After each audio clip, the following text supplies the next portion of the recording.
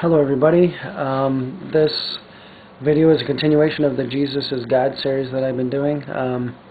What I've been doing lately is kind of touching on Christology, which is the study of the self-awareness of Jesus, and I'll probably just step right into it. I want to touch on real quick on Jesus' miracles.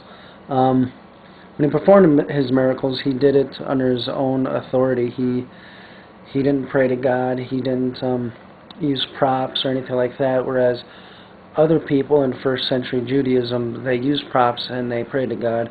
There's one particular guy that was written about that, sorry, I'm kind of losing my voice. He made a circle and he stood in it, and he refused to leave the circle until it rained, because he wanted it to rain, and that sort of thing. So Jesus did things under his own authority by his own name. Now, while performing these miracles, Jesus heals many people. He heals them of diseases and other illnesses, blindness, crippleness, all kinds of stuff.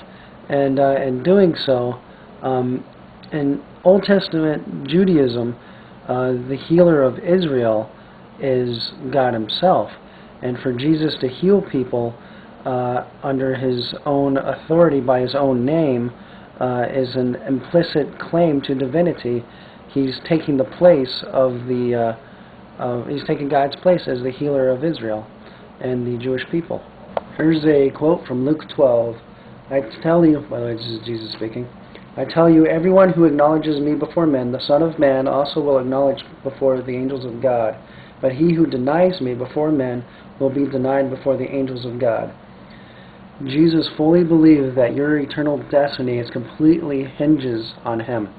Now think about that. If Jesus were not divine, then this claim would be like one of the most narrow dogmatic claims that any historic person could have ever claimed. For him to say this, he would have to have believed himself to be God.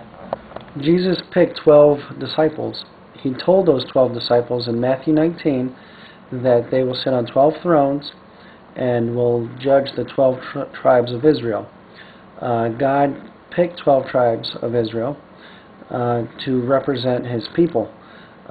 Jesus picking 12 disciples to represent those tribes means that he was acting in the same way that God did, and was in fact putting himself in God's place concerning Israel, and that he also believed, because if they were going to, be the 12, be on 12 thrones to judge the 12 tribes of Israel, well, who would lead that? He would.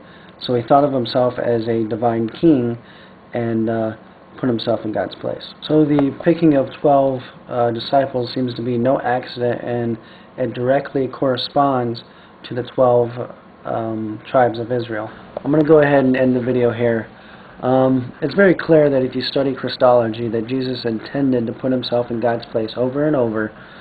He thought of himself as a divine person. He thought of himself as above angels, above prophets, above humanity. Keep in mind, in order to fully understand the New Testament, you must put it in its Jewish context. If you do not, then you will not fully understand Jesus' behavior, the things he says, and people's response to him. Thank you, God bless, and I hope you enjoyed this.